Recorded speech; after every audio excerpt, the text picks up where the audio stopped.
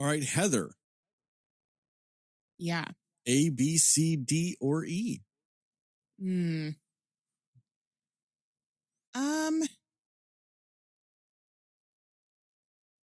I think I'm going to go with, you know what? Let's go with E. That is, I gave you a symbol of what to choose and everything. Oh, I wasn't even looking. You didn't even look.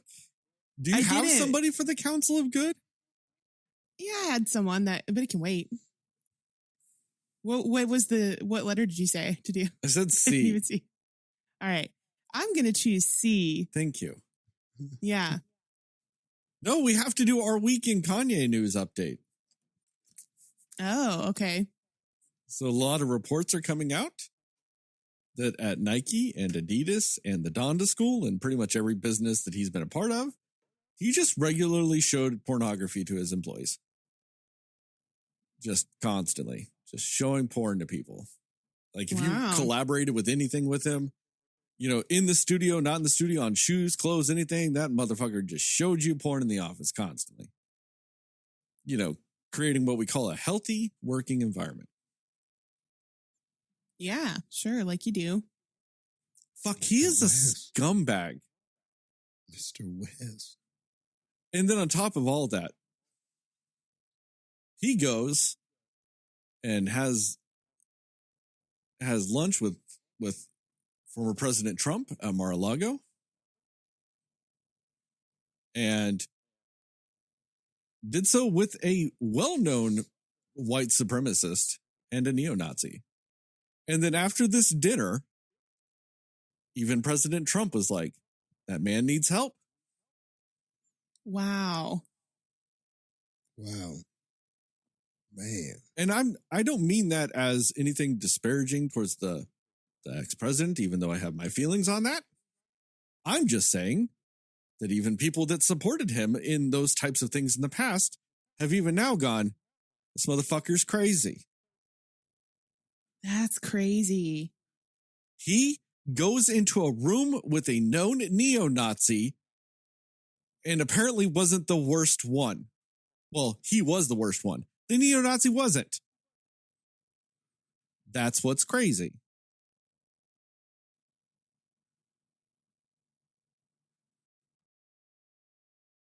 How do you out anti-Semite a fucking neo-Nazi? That's a different kind of record. Yeah. Wow. That's crazy. Mr. West is wilding, man. Wilding out. Yeah. It is just. You just said, you know what? Forget everything. Yeah. Yeah. He's like, man, you remember my legacy? You won't. Pretty much. Yeah. Wow. That is pretty crazy. Mm-hmm. You know, in some other news, Kevin Spacey is signed for his first movie since winning or, you know, being found not liable in his civil lawsuit. Interesting. Okay. Real good week in news for people, huh? Wow. So that's a thing. So, wow. Yeah. Cool. I love this world. It's fantastic. Right. Reviewing that? Will we be doing a special review of that? Well, it's a British indie film, so I doubt it. Okay. And I'm not going to lie. The short answer is no, Jastin. I should have just led with that. No. Yeah. That was definitely the way to go. So, in other news, oh man, it has been pointed out to me by one Jastin Taylor here. Might have been a little too harsh on Letitia Wright, the Black Panther episode. Apparently, since then, she has apologized and may or may not have been vaccinated, which I guess is not the point on that part of it, but may have been a little too harsh on her. I don't necessarily still agree, because I've looked up a couple of different versions of it with how she apologized. But one of my big things with it was I was more or less saying she was unrepentant about it and using her status in a negative way in that regard. And that is unfair to her. Like I said, if you can't apologize and then be unrepentant, that's like a lot of my animosity towards it was hinging on that. And I simply did not know that she had apologized. One unfortunate thing in our country is that, apologies don't always get the same, fare that, the initial criticisms do in the news. You know what I mean? It was all over Twitter. It was all over Facebook. So many people were talking about it when she said that shit, or when she posted that shit on Twitter. I don't remember anybody posting shit about her apology at the time, or even giving her credit for deleting the video and all those things. You know what I mean? So they didn't give the same effort with that. And, but I bring that up because that's why I'm supposing why I didn't see it. You know what I mean? Like, they were quicker to, to post the fire and not really the extinguish, if you will. But I do want to give her credit on that. I can't really retroactively go back and enjoy the movie better because, I haven't seen it since then. But I'm just, you know what I mean? I can't go back and take away those negative feelings I had watching the movie that I had when I watched the movie for when we did the episode. So I really can't fix that part of it. But I do want to give her credit that she had done the steps and, done those things that I was adamant that or was upset that she hadn't done, because I just didn't know she had. So I want to give her that credit because, I do want to be fair about it. If I'm going to be that mad about her doing it, it should be also as, I don't want to say apologetic because that's not the right word, but I want to give her the same amount of credit for having done those things that I just didn't know. So, yeah, I want to make sure that's known. That's another reason why I wanted you to pick C. It's a little bit easier of a segue if I'm already in that. Okay. Than going, hey, that's we just fair. did this council of good. Oh, by the way. Yeah. Let me that's eat fair. a pie of crow, if you will. But, kudos to her, though.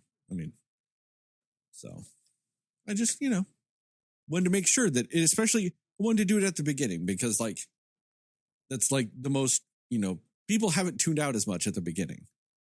You might tune out by hour 3 of our fucking podcast because we're degenerate assholes that go that long. But I'm hoping you haven't checked out the first 8 minutes. So we're working on it, guys. We are. Yes. So I wanted to make sure I said that, when probably the most people will listen, to be fair. To her and to you, Jastin, because you are the one that brought it up to me. And so I want to make sure that, if I say something wrong, feel free to correct me. That is fine. I don't, you know what I mean? That's to, you guys and listeners, everybody. I know I come across as a firebrand of sorts, but if I'm wrong, I'm fine admitting it. Unless it's an opinion, then fuck off. My opinion's right. But on fact, very different story. On factual, on things that are fact. Yeah, no, I think the facts matter more than my, what I thought the facts were. So no, I just want to make sure. Put it out there. Yeah. And honestly, I just sort of ran into it by chance. It wasn't like I was looking for it. And I didn't know she had apologized either, because like you said, there wasn't a lot of media or really any media on that, honestly, that I saw that was just about her apologizing and taking the stuff off of her social media. The only reason why I knew this came up was because she had been asked about it again. And it was a response to somebody asking her, do you think that because of your controversies and what you've done, as far as when it comes to COVID, is going to hurt the Oscar chances of the Black Panther movie, of Angela Bassett, and people like that? Somebody asked her that, and that was her defense to the question. And that's when I went, oh, she did apologize, and did more digging into it. But that was the first I had heard of it, really, was her mentioning it. So, yeah. Yeah. And that's why, that's why I said what I said, that like, we'll vilify in a second, but we don't always, it's kind of like a newspaper when they print something like insanely factually wrong all over the front page. And then whenever they do the retraction, like 2 issues later, it's on like page 29 and it's a paragraph. Yeah. And like I said, that's why I wanted to put like a good faith effort out there, like do it up front. Cause I don't want to sit there and do that and then go like at the end of the podcast, be like, oh, by the way, apparently Letitia Wright apologized, whatevs, done. Yeah. I can't. So, I mean, I that's why I wanted to be a little bit more fair about it up front. And the thing is, too, if that is why they don't get an Academy Award nod of all the things, I mean, that's kind of sad. If Angela Bassett does not get an Academy Award nomination because of this, there's way more fucking things wrong with the Academy Award. I mean, maybe if they don't want to give Letitia Wright consideration for it, I mean, that's debatable at that point. But if they're not going to give Angela Bassett a nod because of this, like, what the fuck are you even doing? Yeah. Like, I think there's other reasons why she won't. Like, comic book movie. Yep. Right. Like that. Yeah. But, that would be fucked up. If Angela Bassett doesn't get nominated just because of this. And if you think about it too, like any of these other people that are most likely going to be nominated for that same award, like let's think about the impact on the people who've watched it and like whose performance are they actually going to remember more? Like, I feel like you think about Best Actress winners or nominees from the past even 10 years, and you remember maybe a handful, you know what I mean? But then like people who aren't even nominated, you're just like, man, her performance is going to always be remembered as like one of the best things about this movie. You know what I mean? So it's kind of a weird twist like that. Oh, yeah. No. So, you guys got anything else celebrity news wise? No, that was a good portion of it. All right. Good. So, on that note, theme song.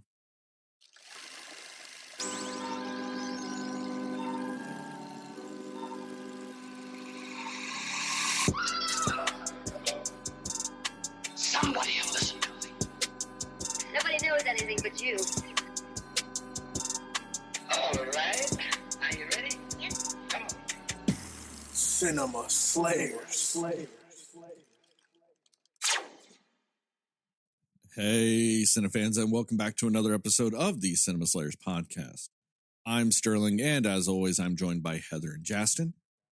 And tonight, we're going to talk about what we liked, didn't like, and everything in between with the new movie, The Menu. We will go spoiler-free, recommendations and scores, and then into a more spoiler-centric section with time codes in the description to allow you to jump around if you so require. And with all that, let's start with our resident culinary expert, Jastin, who somehow thinks Burger King's a good fucking fast food choice. Hey, man, they closed by Burger King that's closest to me on Andrews. They closed. Are you surprised? You were the only person that's gone there in the last 27 years.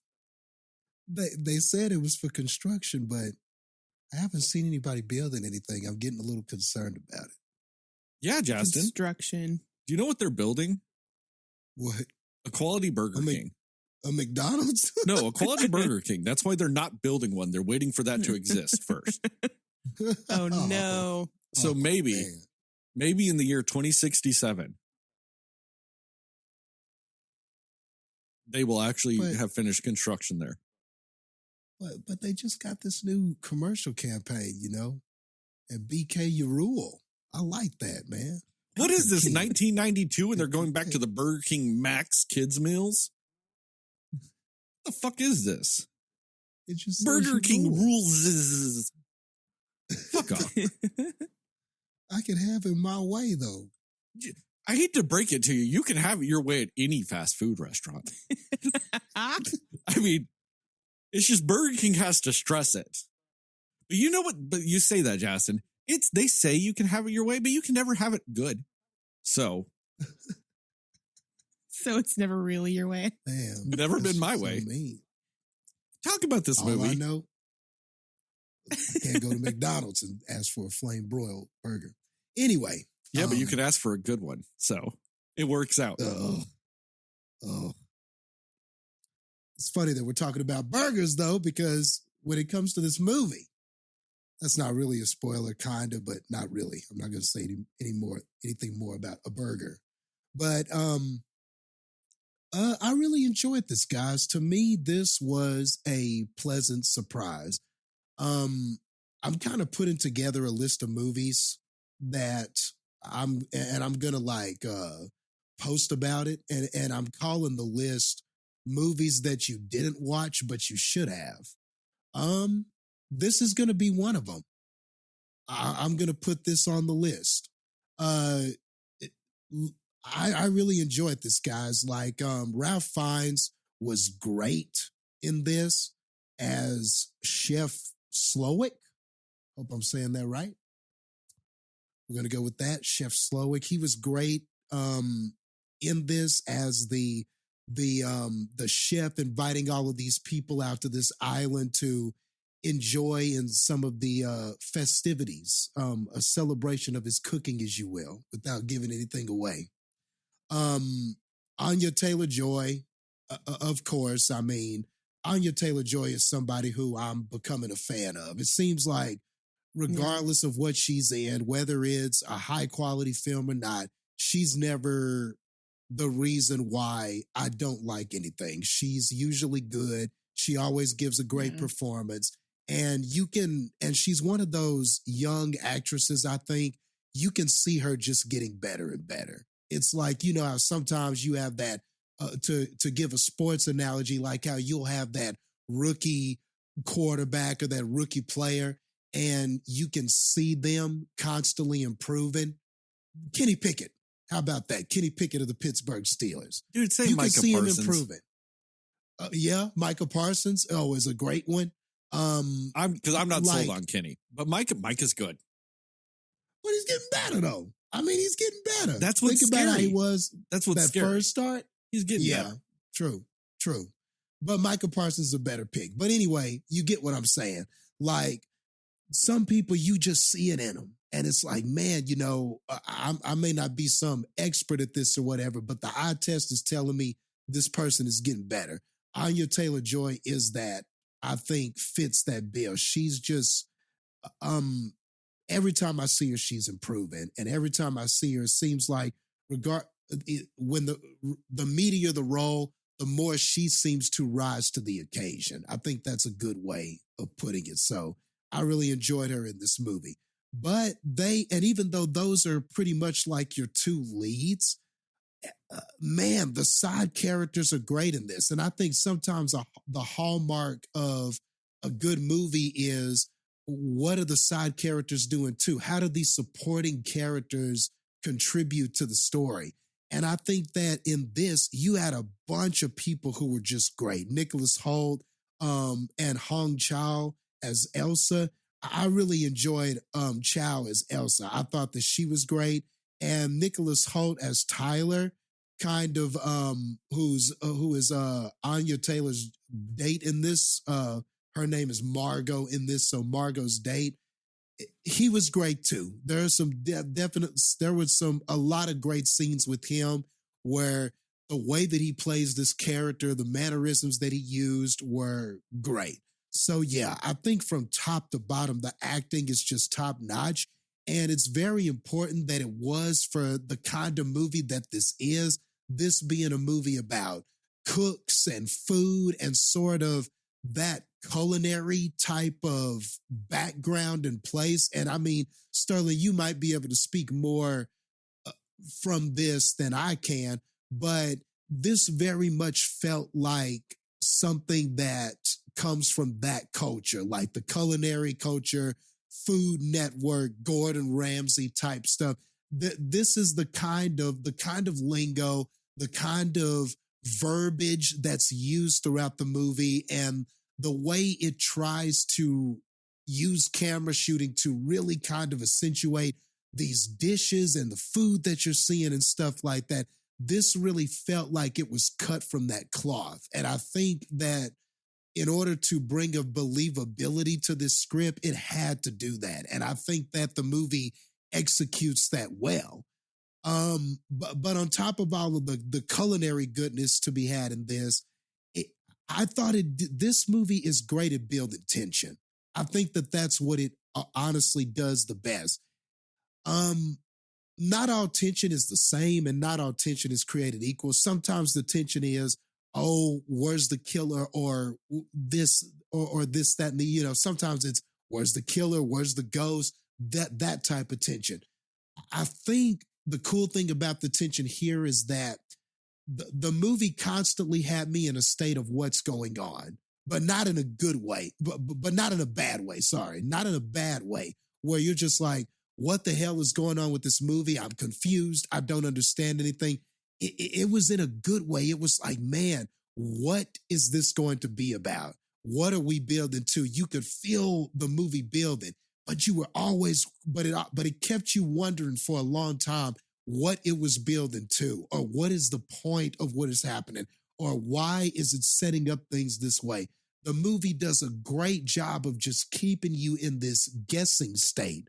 And once the movie sort of reveals itself, and it sort of reveals like what is going on and what the character motives are and things like that, you're like, oh, okay. And then once you figure that out, like some movies sort of sputter and they become just kind of tedious. Once you figure out whatever the thing is, whatever the message is, you're kind of like, okay, well, past that, there's really nothing to be had here. But I think the strength of this movie is that it gives you that, and then you want to know how it's going to end. You want to know what the resolution is going to be. You want to know, okay, how are we going to get out of this situation? And so you're right back in that place that you need to be for the third act, which I think was crucial for this movie. And so it doesn't lose its momentum even after it gives you answers.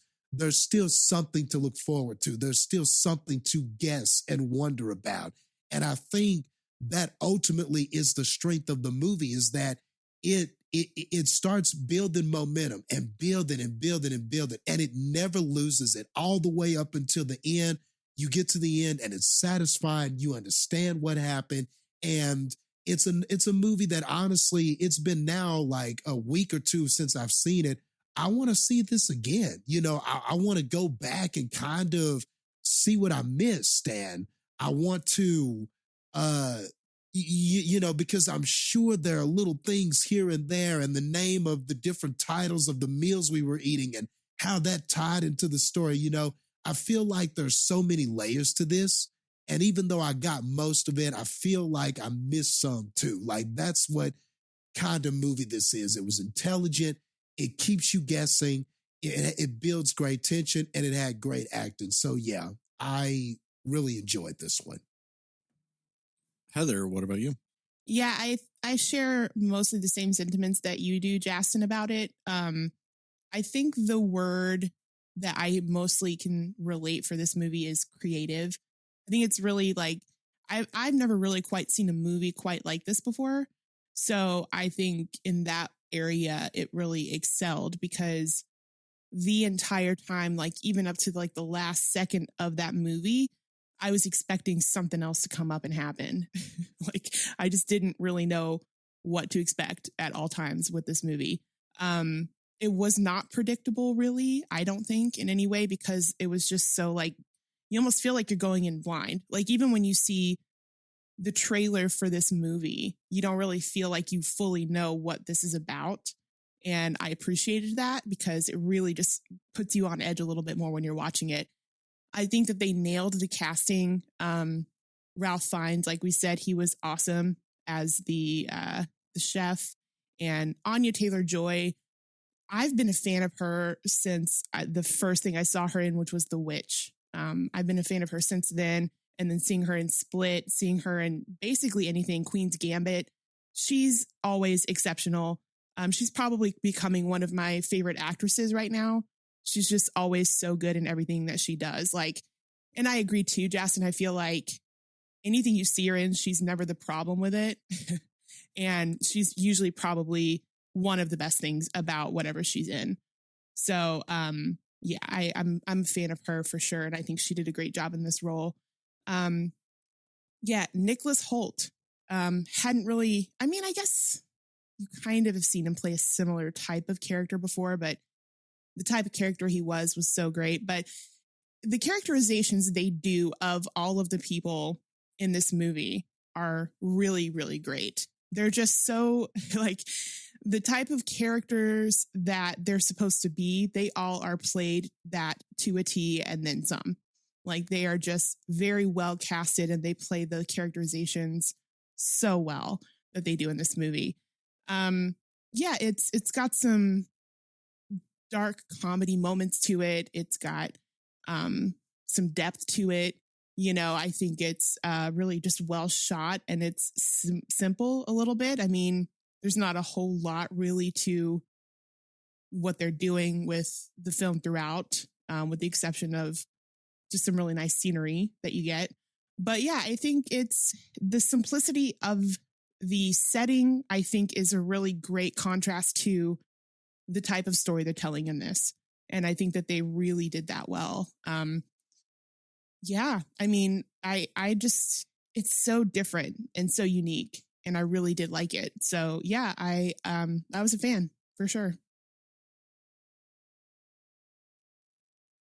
I give this movie my coveted 2022 crawl movie of the year.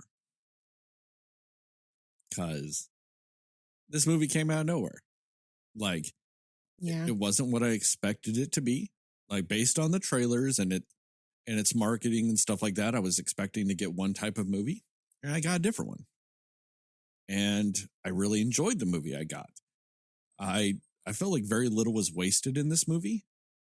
There's only like a handful of scenes that I'm like, did we truly need that in this movie?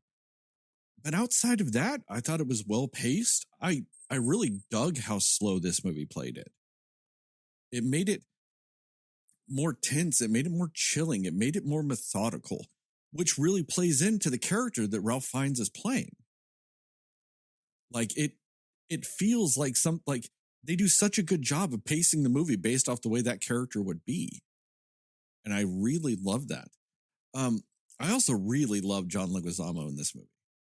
I thought he's fantastic in this. Yeah. There was just so many things in this movie that I really kind of dug and really kind of felt on a personal level in some ways. Like, you know, being in the cooking and culinary world and stuff like that, and essentially just getting burnt out on bullshit. Like, I totally get it. And, you know, and it's not necessarily getting burnt out on restaurants or anything like that. It's you're burnt out on the expectations people have. You know, when you work at a restaurant that's got a certain reputation and constantly having to fit into the mentality and the expectations people have of that restaurant really wears away at you. I mean, I worked for years, and this was the last time I worked at a restaurant, at essentially what used to be like a local institution in Midland. And I mean, the restaurant had been around for 20 plus years, all this stuff. Like, it was the type of restaurant that, you know, you would go to on like anniversaries and big birthdays, and like people would go there before prom. And, you know, it was one of those types of restaurants that felt like an occasion, you know? And then when you work there and you're like, it's not Like, it's not really that type of restaurant. It just has that reputation. But people still impart their memories of like 10 years ago. They still want that shit now.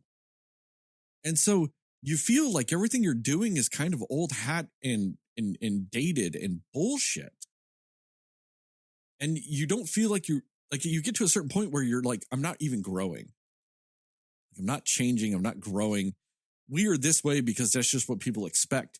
Even though other restaurants are opening up in that town that have the same type of shit, and they do it better because they're fresh, they're modern, and they are just kicking our ass on every single front. But nobody, like even our own customer base that loves that other restaurant too, doesn't want us to change though. And you're just like, fuck. And it eats you alive. And so like that aspect of Ralph Fiennes' character in this movie, like it resonated with me because I'm like, I've lived that. Like maybe not to the scale that his character did of being like preeminent chef in the world type of level, but like just the dealing with expectations. And even the people that were fans of yours turning on you because it was like now fashionable to do so, you know? And it's just that type of bullshit in restaurants and in any of these industries, really. I mean, you can apply that to so many things. Movies do the same thing. Music industry does the same thing. So many things do the same thing. I mean, as much as everybody likes to talk about Hollywood being this like, you know, liberal paradise and all this other shit, behind the scenes is still fucking typical ass racist, sexist, misogynistic, fucking terrible bullshit on a constant basis. Like, and that's everywhere, you know? And it's, I really liked how they personified that through cooking. And in doing so, also taking something, which I guess you would essentially still call this a horror thriller, and doing something new with it. And I really fucking enjoyed the ride they gave us. And in doing so, like I said, it reminds me a lot of Crawl. I went in with a lot of just expectations of this just based on marketing and trailers and whatnots. And then they turn around and just give you a fucking banger of a goddamn movie that you're just like, wow, that just, it's just like hits at a level that you're just not expecting. And it's like you said, Jastin, not too many people saw this movie based on box office and all that other stuff. And man, this is one they should have. Based on other episodes we've done, this is what we would call a hidden gem. And it's there. It's not like it was a limited release. It's there, people. Go watch it. Yeah. This went wide as shit. Go watch it. But I mean, maybe, once again, also, this is some of the stupid shit Hollywood does. God, this would have been a fucking banger of a movie in fucking October, wouldn't it? Right. Yeah. Yeah. Oh, especially. The weird thing about it is it's like, it's a wild yet also tame movie. Oh, yeah. Both equally. But like, wouldn't this have been great if this was your palate cleanser after like Halloween Ends? Yeah. Oh, yeah. For sure. Like if this was the next big horror movie, like essentially after Halloween Ends, oh God, it would have been amazing. But they didn't do that. They wait like a fucking month and put this right before Thanksgiving, which is when you're going to like movies with your family and shit.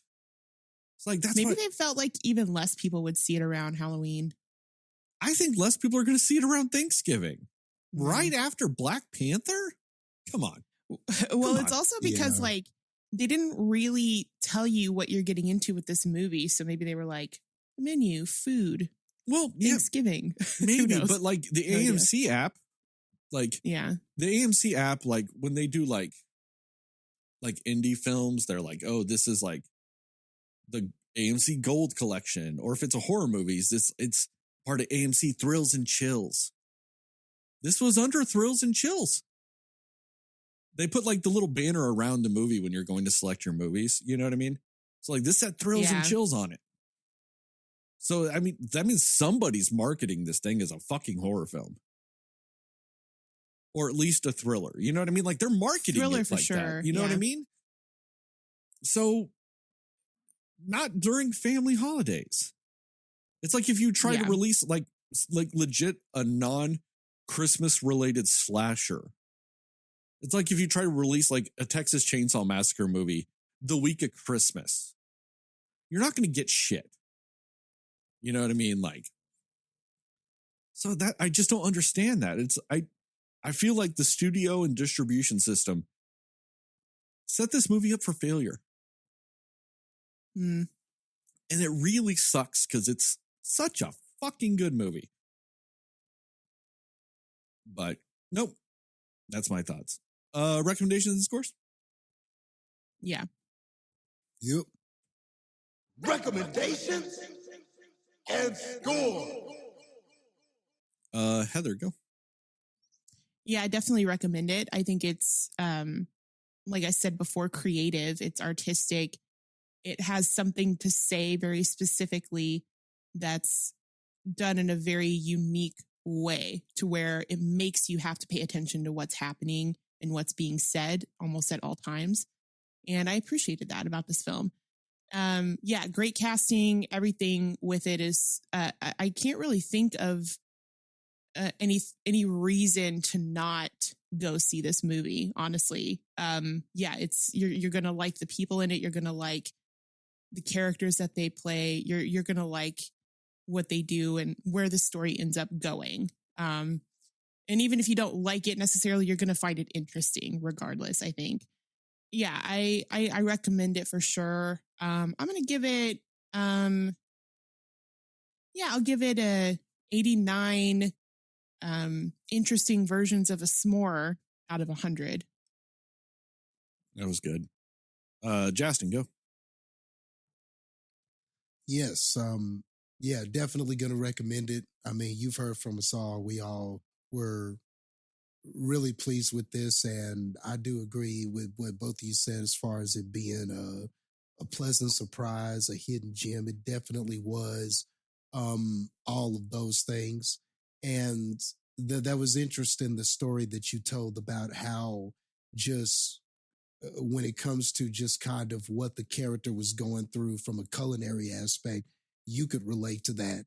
And I think that there's relatability, even if maybe you're not within cooking, but if you're in any kind of service industry or industry where you're providing some sort of service or you provide some sort of art, and like you said, the weight of expectations, how sometimes fans and people who are the receivers of this art, or the takers, as the movie put it, how sometimes they don't appreciate like the intricacies of what you do, or the time that's put in, or the nuances that you put in to your food, your performance, and everything like that.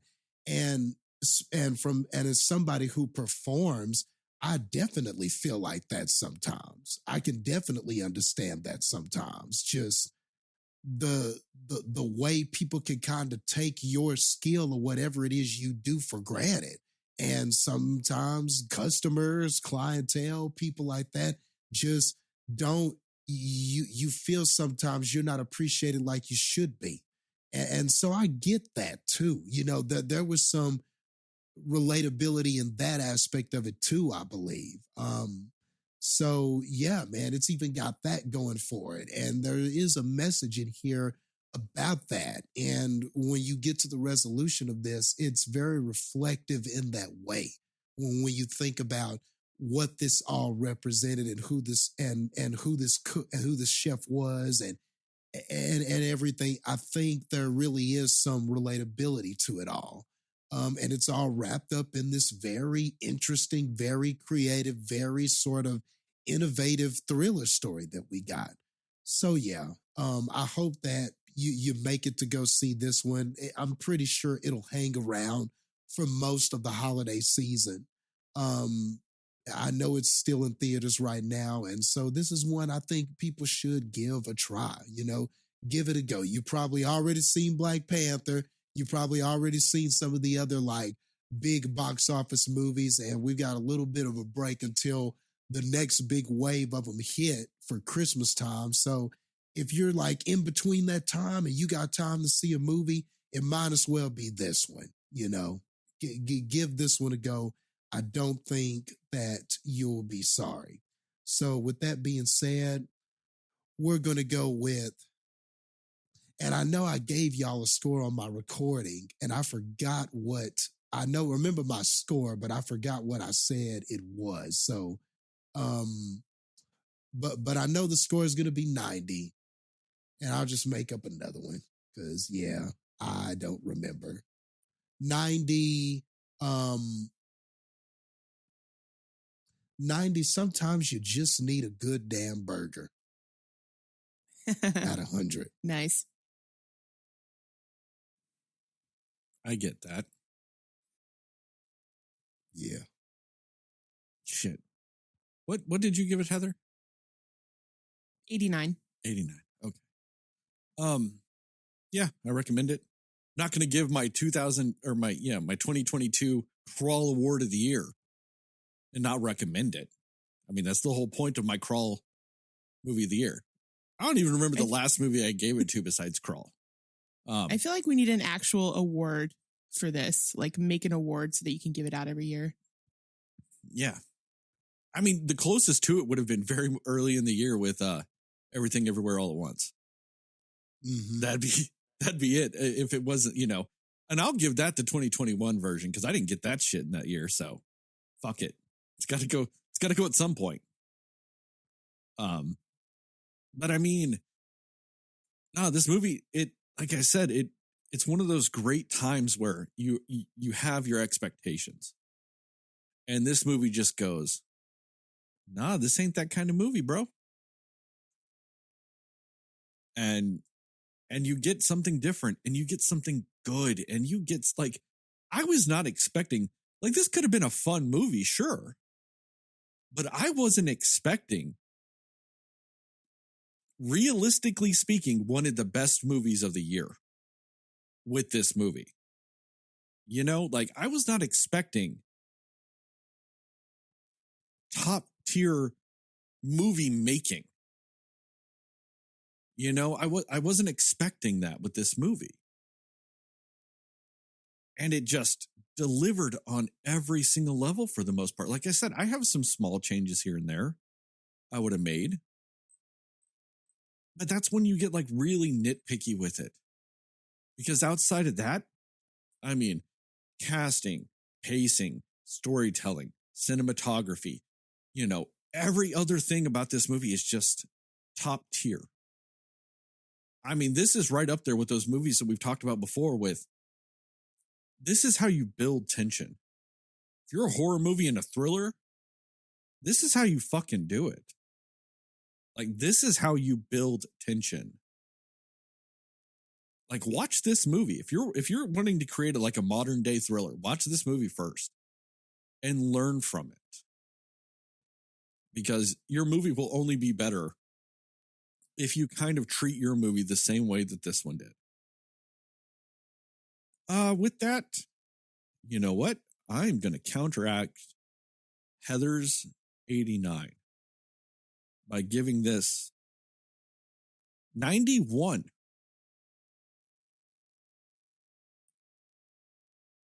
I don't know what to give it. I don't know. 91 restaurant suicides out of 100. Okay. Oh, I panicked there. Okay. I hadn't thought that far. All I thought about was counteracting that damn minus point on your side, Heather. So, Cinescore on this movie is a 90. I approve. Yeah. So this is now officially our highest rated Cinescore. Nice. Cool. Spoilers? Yep. Yeah. Spoilers. Oh, I went a little too quick. My bad. I was just trying to hover my fingers over it and they just hit it. So anyway, I thought this movie was going to be a lot more slashery than it was.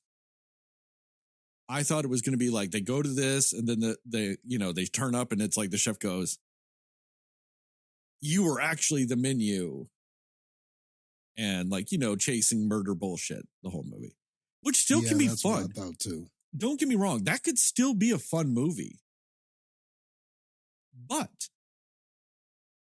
I'm so glad we didn't get that. This was fantastic. It is just one of those brutally slow burns that feels so good. Because every time it gets to the point to where it might be paced a little too slow, they do something.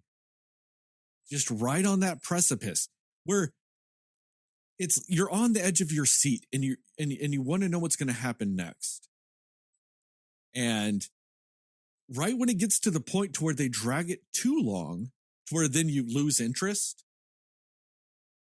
they do something to further you being, to keep you on the edge of your seat, to still want to know more. And that's the beauty of this movie, is it plays so well with that, to where once it gets its hooks in you, it never gets its hooks out of you. Because like I said, every time you get almost to disinterest, they just do enough to make you go, "Oh wait, what the fuck's happening now?" And that's beautiful, because it's that type of emotional roller coaster that if you're smart, you can do it right. Like, I understand a lot of directors and writers and actors wouldn't be able to do that because you either pull the trigger too soon or you wait too long, and you either don't get that perfect mix of anticipation payoff and then re-engaging anticipation because you pulled it too soon, or you let them get disinterested. And that's where this movie is so fantastic. I don't think I ever got disinterested. And it's that balance that so many movies can't actually hit. And then when you get in, I loved what you said, Jastin, when you were talking about the background actors in this movie, the side characters. Every single side character in this movie, even if it's a random motherfucker that gets a line, or just some guy that's solely acting busy in the background, felt purposeful. Like his drunk ass mother at the table. No lines in the entire movie. She kind of went through his fucking story arc. Doesn't have a damn line. And you see her progress through a movie. Yep. Like, I understand it's a progressive state of inebriation, but it's purposeful. It ties back into the overall story. And it's fucking beautiful. Mm. Yeah, I think the only line she actually had said something about what a beautiful boy or something like that when she was really drunk. Yeah. But like, I'm not going to lie. Anytime it just showed the kitchen, that looked like a kitchen. That looked like a kitchen at work. I never like saw them in the background at any point not doing kitchen shit. They were all doing kitchen shit the whole time. And it's great. And I mean, some of the things in this movie have such beautiful payoffs. Like the Anna Taylor-Joy, Nicholas Hoult story arc has such a beautiful payoff. The Anna Taylor-Joy just story with her own story beautiful payoff. John Leguizamo and his assistant. Like I love how every table had their own side story, and they all paid off. They all had arcs. They all had development. They all had ebbs and flows of different emotional spectrums. And it worked every time. The only thing in this movie that to me felt a little bit off is when Anna Taylor-Joy fought, what's her name? Elsa. Yeah, Elsa. When they fought in the chef's house. That felt a little off to me. I just don't know if the movie needed a weird, or not weird, but a choreographed fight scene at that point or in this movie. There were some things it did with the story that play into it. I think you could have gone around it differently, though. And I don't hate it per se. That part just felt a little off to me. Like that part had a little bit more action and franticness to it. Like, or not franticness. Essentially, it quickened the pace a little bit more than other things in the movie did. And I would have preferred not to have that. Just because of how well they did with how well they were with slow pacing the movie. But if that's really my only big complaint, I'll take it. I mean, I kind of get that too, because for that part, I've kind of felt like Elsa's character, like just because of how devoted that she was to everything that was going on, it would have felt better if she was part of like the big, I'm going to die for you and I want everyone to see that I'm going to die for you kind of thing, you know? Yeah. Like that's what I think maybe felt a little bit off with it is she's so devoted. She's so devoted that she doesn't trust the plan in the end. And that felt a little off to me. Maybe that's exactly what it was that really kind of threw me off with it. But they still did a good job within the movie of she's so devoted that any sense that she had lost favor would drive her to something else. Yeah, that's true. So I still, like I said, I still get why it's there. I personally would have preferred it to not be, though. But if the cost of me enjoying this movie is still that they had to have that scene in it, even though, I disagree with that choice, I'll take it. And still, still got a great movie, so not going to complain that fucking much about it. And the final thing I want to bring up is, God, I loved essentially how they fucking killed Nicholas Holt's character. That whole reveal and everything just, he invited her there to essentially just die and all this other stuff. And it being poetic because she's the one fucking person that lives. Oh, I loved that. And I love, like, it's what, I don't remember what movie it was, Jastin, that you were talking about that just did set up payoff so fucking well. Because this is definitely one of those movies. It sets shit up and it knocks it down, and it's so good with how it does it. And I loved it, and I loved how they equated the whole sex work in the service industry and him being like, no, we're one and the same. Like, this is, service industry. You're one of us. And I loved just her looking at it, at the whole situation, and him being disenfranchised and all of those things, and taking that and going, I'm going to return you to your roots. Like when you were truly, unabashedly happy cooking. And then that's why he lets her live, because she wasn't a giver or a taker at that point. She was neither. And, everyone that was a taker was like they destroyed his love of cooking in the pursuit of essentially just unsatiable art, if you will.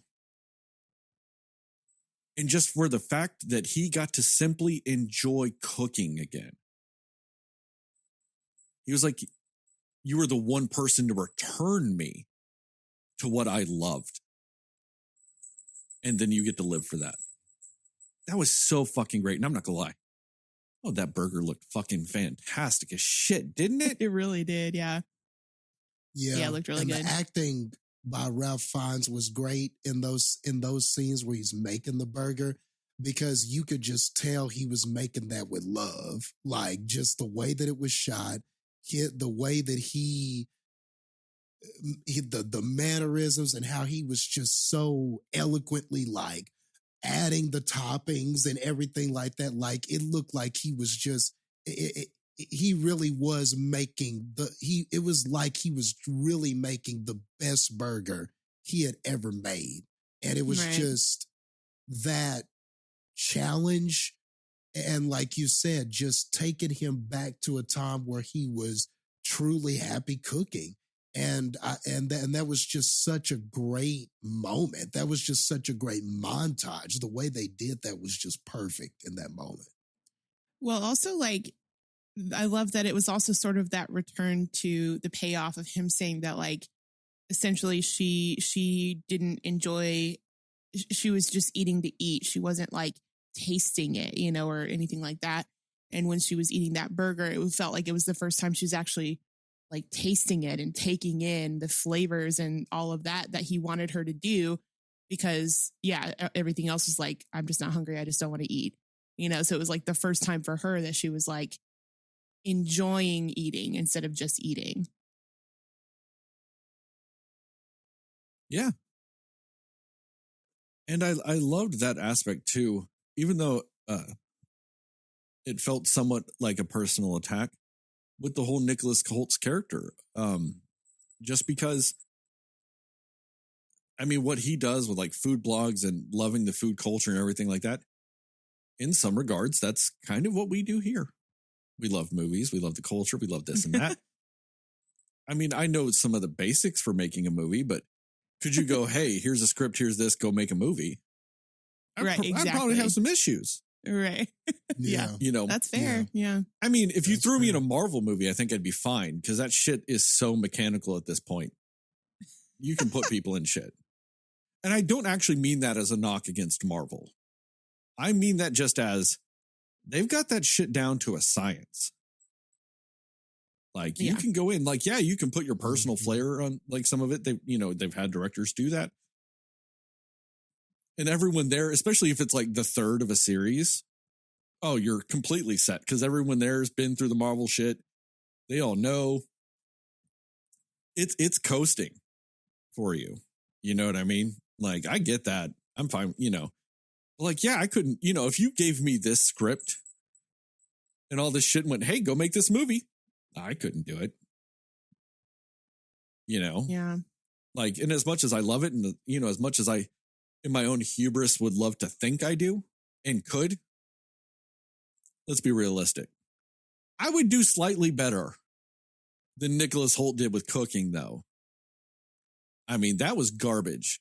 You're telling me the guy's never even watched a fucking Food Network How to Cook Something show?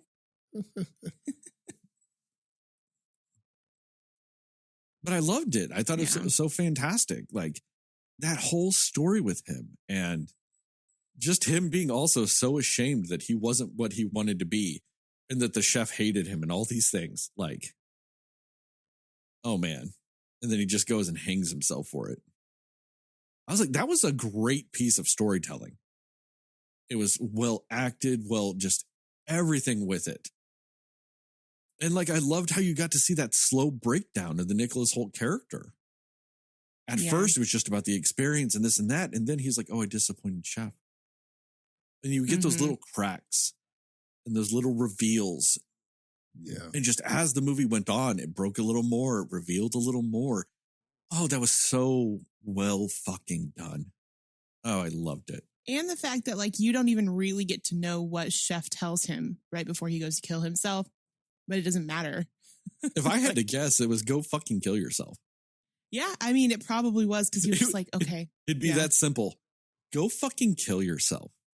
You're not but even it's just like, good enough for me to kill. Go kill yourself. He might have said those exact words, actually. I could see him saying that. But like, yeah, I mean, I feel like the movie and the storytelling is so well done, though, that it doesn't matter. You don't need to know what he said. And that's kind of cool because there's a lot of times when you're like, why didn't they tell us what he said? Like, they made such a big deal about it. Why didn't they let us know? In this movie, you don't care. You're just like, whatever it was, did the job that he meant for it to do. So. Oh, yeah. Heather, just keep going. Yeah, I mean, and I also, I just, like I was saying, like, I love that they, at the end there with Anya Taylor-Joy's character, Margot, I think was her name. She, you know, like, obviously she was trying to survive, but also she really did feel like she was just really enjoying that food that he made at the end. And I love the fact that she's the one that most of them and all of them would have considered like the lowest class person there. And she's the one that like survived it all and had the brains and had the understanding of what it took to survive that situation. And I thought that was a really well done payoff as well. So I agree. I think the payoffs in this movie are really, really good. I think the only issue I would say I really had, I do agree with you about that fight scene between Elsa and Margot, but the only thing, and this is sort of, I guess you can maybe consider this why I knocked off giving it a 90. It's not that big of a deal, but my personal preference, probably a hot take, is I don't really like how at the end, whenever he's basically making everybody into a huge s'more to kill them in the fire and everything. I don't really like how it became that they all were just so resigned to it. Like, I guess I get them being resigned to it because they weren't going to make it out of there and they knew that. But just the fact that they were just like on board for it, like just that weird turnaround of like, they were just like, okay, yes, chef, thank you for this opportunity. Like, even if you were just, you knew you were going to die and you knew you weren't making it out of it. I just feel like, especially with those characters and who they were prior to this meal they were having, I just feel like they would have all been freaking out still or still trying to fight their way out of it. And so I think that the fact that all of them were just like, yes, I'm so ready to just die as a s'more for you. Like, that was the only thing for me that was just a tad bit off, because I was like, I get understanding that you're not making it out, but I don't know, if it were me, I would still be like terrified and sobbing and just, that's it. Like, I wouldn't have just been like, thanks for this opportunity, you know, but I get it was for the art aspect of it. But that was the only thing for me that I would have probably done a little differently. But I know it also kind of adds to the quirkiness and sort of dark humor of the movie. But for me, it was just like, I feel like they wouldn't have been that way. Like, with just everything that these characters were up to this point, they were broken down a little bit from the beginning until the end, but I just feel like they would have still been trying to claw their way out or, you know, persuade themselves out of it in some way. But just preference for me. I don't know. But yeah, that's the only reason I guess I wouldn't give it a full A. But see, the way I looked at it is, for us, it was an hour and 47 minutes. For them, it's like 8-9 hours, 10. You know, it's a long, long time. And that's why, to me, I did accept the fact that they were just emotionally and mentally destroyed at that point. Like, they were dead. They just weren't physically dead. Like, mentally and emotionally, they were gone. They just weren't physically ended yet. And so I think that that's why I accepted it. And on top of that, too, and I like that you brought this up, and I wish I had said it, this is a very dark comedy at times. It's got some really great, funny moments. that are dark and twisted and make you question your own morality. It is so fucking dark at times, but it makes you laugh. And I loved that about this movie. But that's why I accepted it. Is to me, it was like I accepted it as hours of breakdown versus you literally watching for just an hour and 47 minutes. And I guess that's fair because even when we see other movies where it's been a longer period of time or it's like a held captive movie, you understand that they've been there for a lot longer. But I guess in those instances, it's just a different feel of a movie. So you feel like they've been there longer than they have. So maybe that was the part of it that didn't quite stick for me with it. And I totally get that I might be the only one that it just made me feel a little cringe, like with that ending, but definitely a lot of other things were cringe in the movie, but it almost felt cultish at the end. And I'm just like, well, this took a weird turn that I wasn't seeing them just being super like on board with it, Yeah, but that's what I liked about it. That it was cultish. Because like the whole rest of the movie was cultish. Like I love that. But I want to say this true, though, real quick. The people in the kitchen were, Yeah. Is that you came up with unintentionally the best Weird Al Yankovic cover song ever, which is you do a Prince or a cover of Prince's I Would Die For You and Weird Al Yankovic versions with I Would S'more For You. That'd be fucking fantastic. You need to pitch this. Oh. Yes.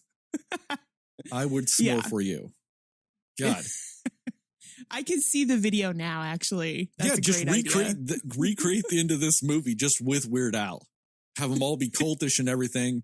Him just singing the song, lighting himself on fire. And it's I Would S'more For You. Oh my gosh. I need this now. I totally need this. But no, I mean, and it really is a preference thing, but, and you're right. It does line up with the cultish mentality that all of the other, people in the kitchen had as well.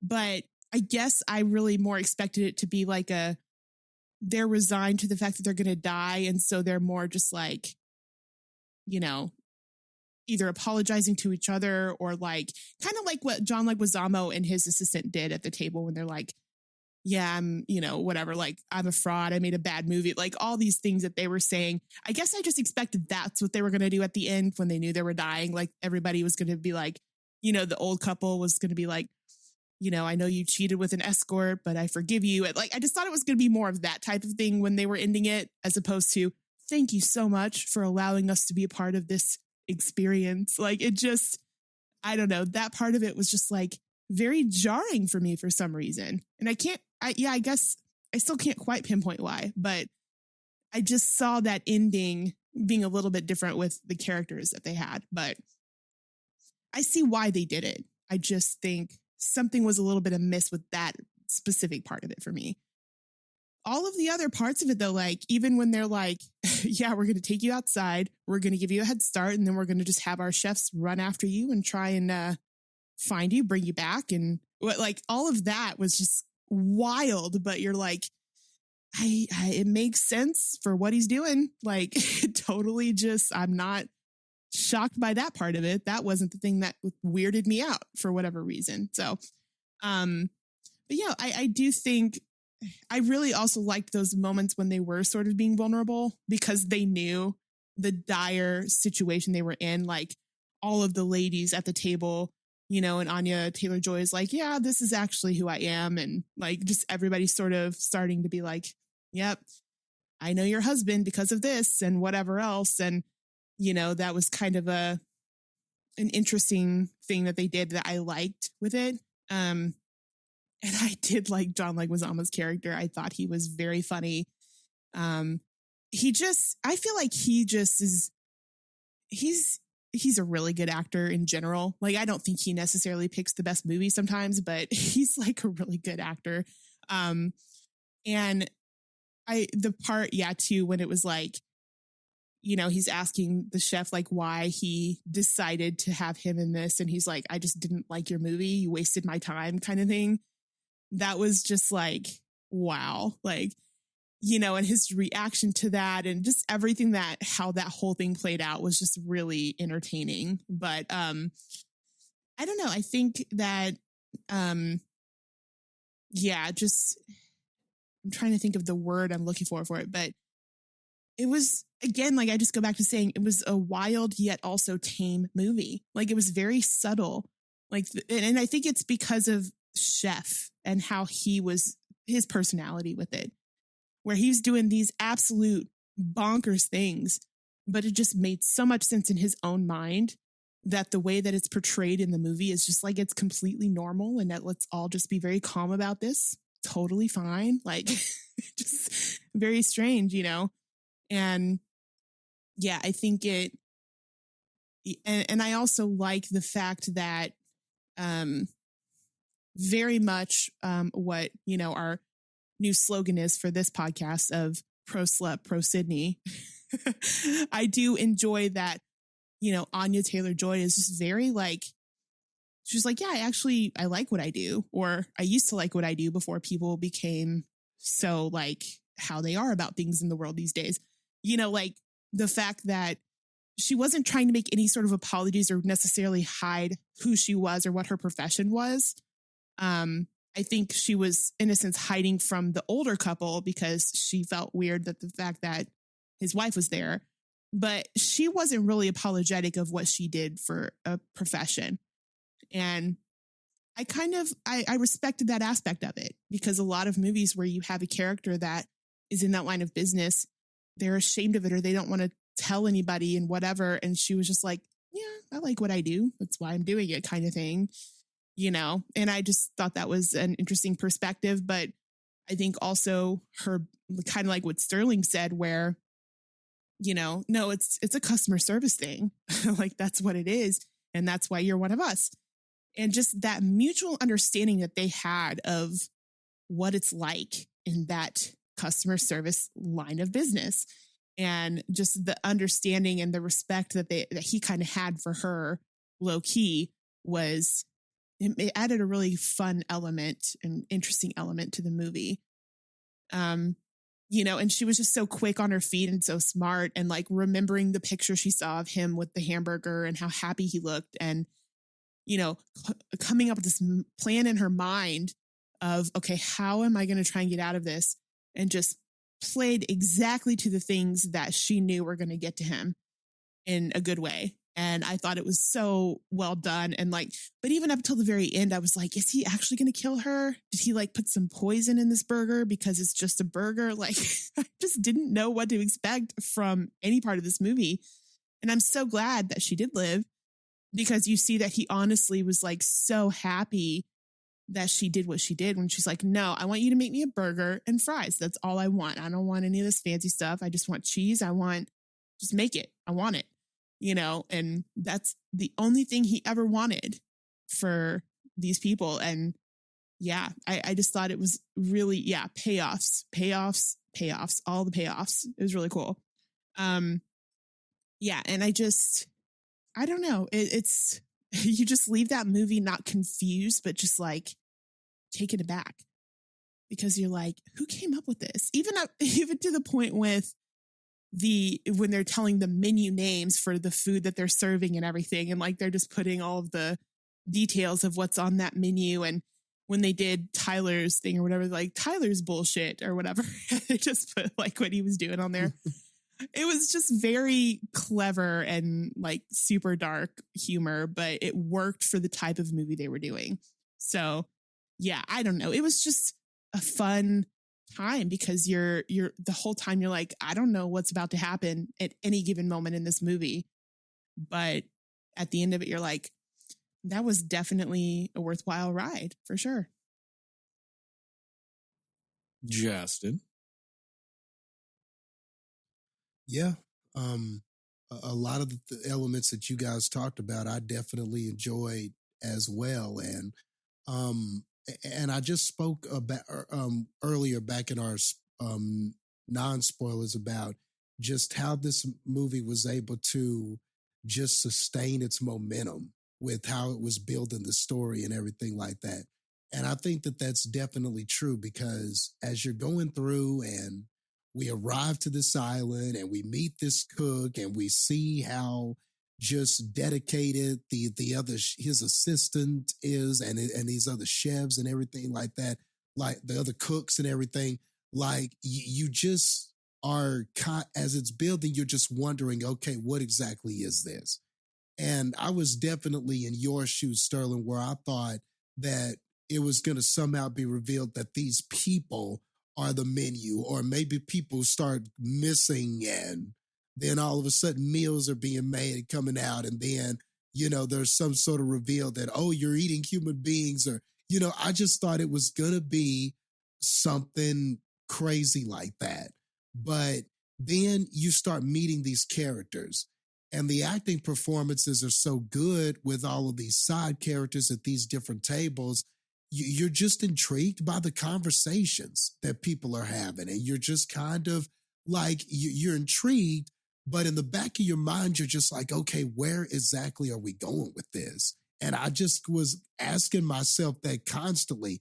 And then, you're getting these meals, and it's like, first the opening entree or whatever, or the appetizer, and it's giving you what the appetizer is, and he's explaining like, this is why we did this, and the reason why is because this is a part of me. And so you're getting the sense that, okay, he's telling this story about himself.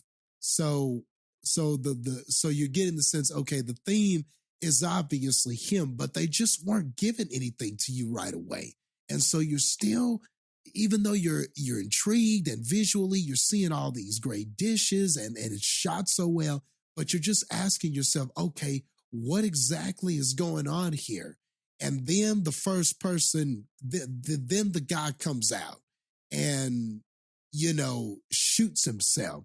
And you're like, oh my gosh. And, and that happens. And you're like, okay, that was crazy. But, and you're like, but I still don't really know what this is, because it's a person killing themselves, right? So you kind of get it. They explain why it happened and why that person was a failure, this, that, and the other. Ralph Fiennes explains it, but you still don't really understand why this happened and what's going on. And, all of a sudden he gets pulled to the back, and like Tyler's reaction to that, or really just non-reaction to that. I loved how Tyler is just still sitting there focused on the food or what he's eating, and he kind of no-sells it. And you're like, okay, this guy's freaking weird. Like, I love what it was doing with you, with these characters and with the story, how you're still wondering what's going on at this point, and what is the point of that, or what exactly is this? And then Tyler, at first, he just sort of comes off as a real fan of this. You're just like, okay, he's just a fanboy. He likes the culinary arts. He appreciates what's happening. But then whenever he just sort of ignores that suicide, you're like, okay, something is wrong with him. Like, like Adia, yeah, you were right. Like, something is weird with him, and weird about all this. So again, the wheels are turning, and you're just wondering, okay, where is this going? And then as it goes along, and you get more of our chef revealing more about himself and how that tied into the dishes, and then all of a sudden you're seeing these people die in these different ways, and then finally he says, oh yeah, everybody's gonna die. He kind of says, yeah, everybody's gonna die. And by the time you get to the third act of this, and you realize that all of these people are here because they are these takers. They took his passion for cooking away from him in some sort of way, whether it was the critic or whether it was a filmmaker, or I'm not a filmmaker, but an actor who just happened to be in a movie when he had a day off and he didn't enjoy his movie. Like, just whatever contributed to his disdain, during his time when he was losing this passion as a cook. It was just like everybody was guilty. Everybody was there for a specific reason, for making him feel a certain way in that moment. So I say all of that to say, so when we get to the end of this, and Anya Taylor's character, when Margot starts hitting him suddenly with all of these complaints and disappointments, and I'm still hungry. I didn't enjoy any of this. None of this was good and everything like that. You begin to understand why then on almost an impulse, which he was intrigued with her the whole time because he kept saying, you weren't invited to this, and he kept trying to figure her out, and he didn't feel like he was quite understanding her, and he was trying to understand her because if she's going to die, he needs to have a reason. He needs to have a reason to want to kill her. And then finally he felt like he got that reason when the Elsa thing happens and all of that happens and she breaks into where she's not supposed to be. Then he kind of felt like he had his reason. But then when she started revealing those complaints, it was like, he was like intrigued again. And she reached a part of him that nobody else did, in that moment. And so I like how, when he decides to make that burger, at the same time, there was just that impulsive sort of decision to let her go.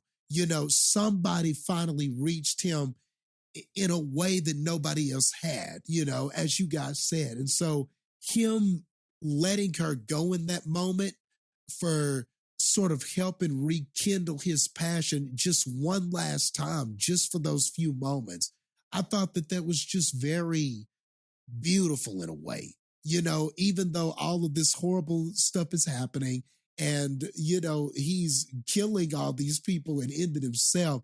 That was a very poignant moment given the story that we had. And it almost lends itself to say it almost doesn't matter what you do. This is going to be like a hella murder, suicide, cultish suicide type shit. But if it's done right, if it's executed well, if we understand the character motivations, you roll with it. And that's sort of what happened in that moment. And I loved the rationale for why he was cooking them as s'mores. His rant about why it's a s'more and why a s'more is bullshit. And it's this great pastime. And it's like this legendary treat or dessert, but really it's just made of nothing but processed stuff. There's no art to it. It's just a bunch of processed stuff put together in between processed graham crackers. And this is a great American treat. And just I loved how he talked about the audacity of it all, and how you could just feel his anger because he felt like he was really an artist when it came to cooking and how he felt so unappreciated. And why does this s'more thing get to be appreciated? So yeah, that's how all of you are going to be cooked, like a damn s'more. It's almost like it's your fault for letting something so artificial and processed and done with just as little quality as possible. It's your fault that this prevails as an American classic. I just loved all of that. I loved all of that. It perfectly fit his character.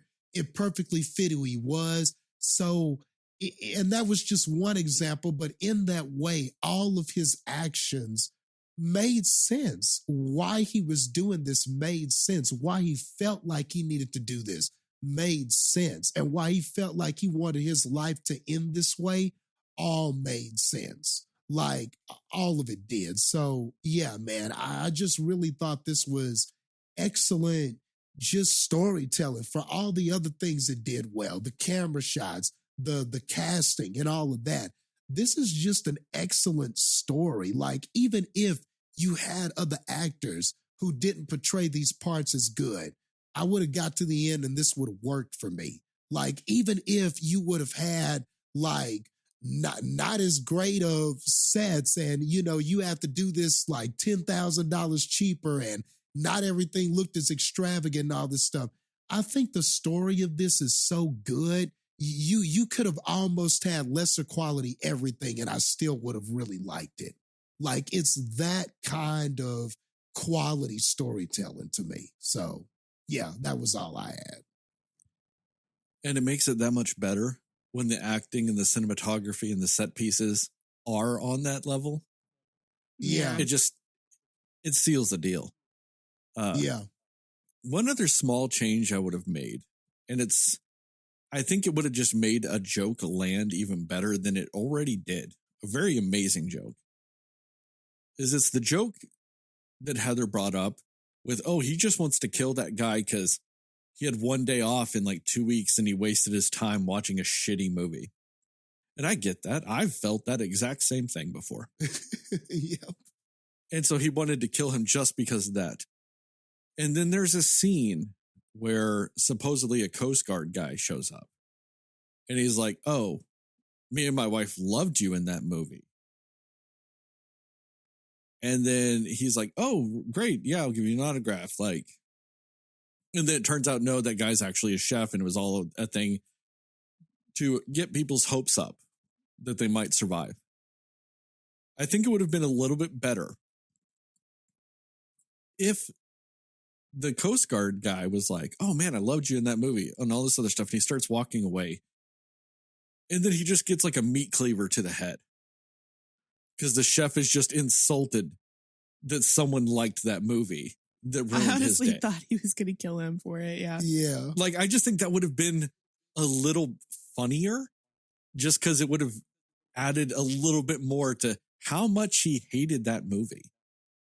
Yeah. The idea that somebody liked it means they should die. Yeah. They should die too. But I still liked it. You know what I mean? I still think it was a good payoff and all those other things. I just think it would have added a little bit more to the dark humor. Yeah. If that's how that scene played out. Like, oh, you liked that movie? Death. You know what I mean? I just think that would have been like a little thing. Yeah. That I would have added to it. I agree. I think that would have been like, it would have been crazy. Yeah. I mean, but also like just with Nicholas Holt's character, Tyler, like with the whole thing we were talking about with his story arc, I thought it was so great, but just thinking back on it and just what a complete sociopath that guy was. Like, he's the only one other than the people cooking who fully knew what was going to happen that night. And he was just so okay with it.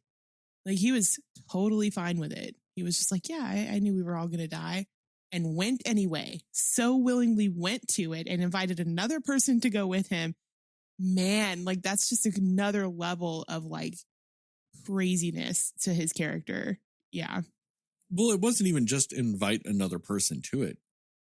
He invited somebody like a complete straight, like he hired an escort. Yeah.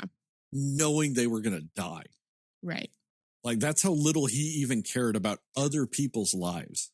But the fact that he had his ex-girlfriend's name on the list. So he was actually willing to even kill his ex-girlfriend for this because her name was on it. And he's like, oh, we broke up. That's why she's not coming. No, that's true. You know, like it's crazy. But yeah. No, it's those levels though. It's those layers to that character of, yeah, he's a sociopath. Somebody dies and he's just like, hey, you going to finish that? Somebody gets their ring finger chopped off. And he's like, man, can't wait for this next course. Yeah. Oh, I just had to run for my life through the forest. What did you guys get to eat?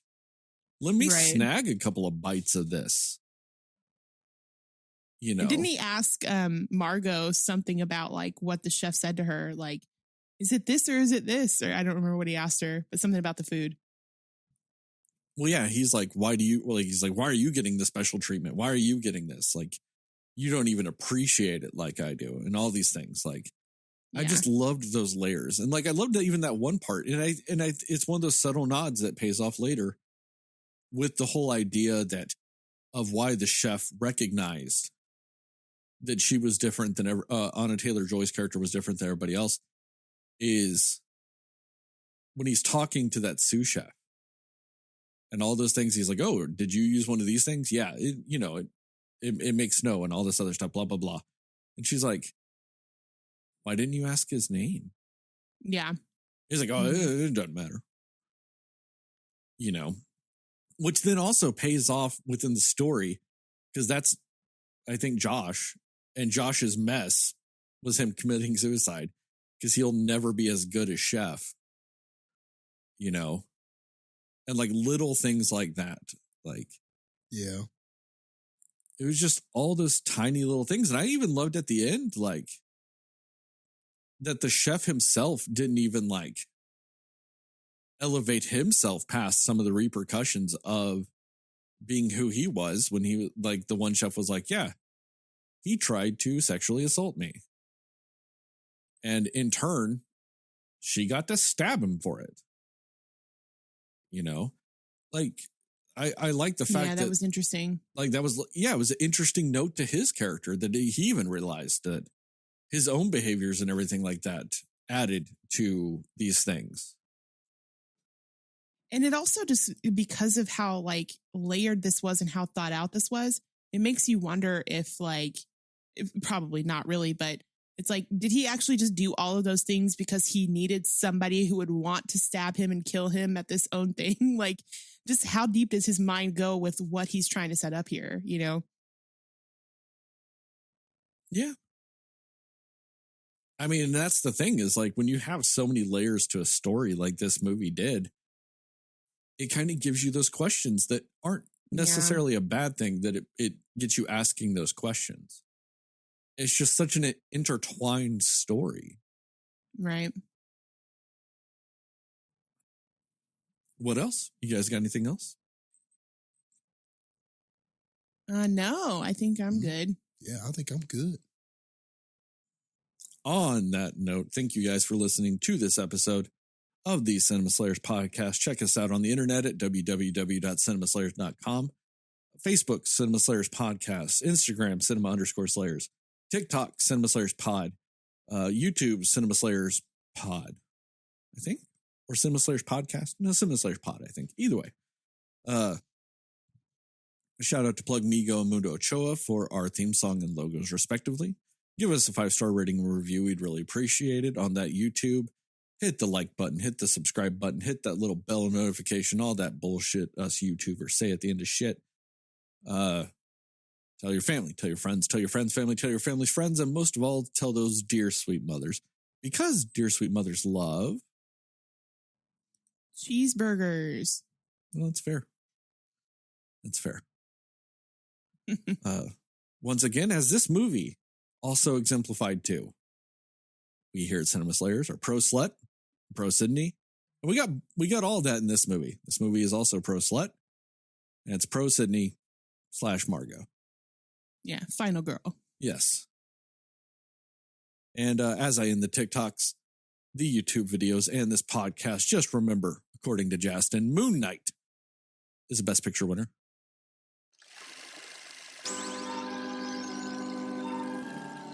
Well, there's no doubt in my mind what's going to be on my menu this week. You're going to have to give me a good burger, man. Yeah. For sure. Nobody knows anything but you. Like a legit burger. Yeah. Like a restaurant burger. Go somewhere and get like a real one, you know. So real quick, since we're on the outro, we've got a couple of things to bring up that I forgot to bring up in the intro that, spoiler alert, we actually recorded yesterday. With all that, so James Cameron came out about this new Avatar Way of the Water. And he has said that this movie will need to be the third or fourth highest grossing films of all time to even break even. So he's saying essentially, this movie needs to make $2 billion to break even. And that has never made me want to like a movie to make $400 ever. Yeah. That's just nuts. That's so crazy. Yeah, it's astounding. Especially, yeah, go ahead. Well, because the last one came out, it was, me and Jastin were talking about this a little earlier. The last one came out in 2009. I was a little wrong. So it was 13 years ago. 13 years and you need $2 billion? Jesus. When, let's be honest, like, I don't really think that the effects and the whatever else look that much different than the first one from just the vague amount that I've seen of it. I mean, we'll have to see on that, you know, because it's always fair. also different when you're in a theater and you're actually in it and all this stuff. Because even trailers, you know, they tailor pick their things. So I don't know. We'll see. But man, that's just absurd. You're going to need $2 billion to do this. Yeah, that's insane. And one thing I forgot to bring up about this last movie, The Menu. John Leguizamo has said in interviews that he actually based his character on Steven Seagal. Did he really? Yeah. Oh, really? Yeah. Wow. Because he's worked funny. for him and just the way he treats people and the way he expects to be treated by everybody and just that he can do whatever he wants. That type of mentality. So, yeah, he had based it on Steven Seagal. I think that's great. Wow. Cool. But, man. Did you have more Kanye news? No, maybe. Okay. I don't know. Just, yeah, that's, well, I mean, yeah, as of today, him and Kim are finally divorced officially. Okay. So, okay. I guess that's more news. Yeah. But, oh, the joys. Yeah, or something. Yeah, or something. Yeah, or something. All right, I'm out.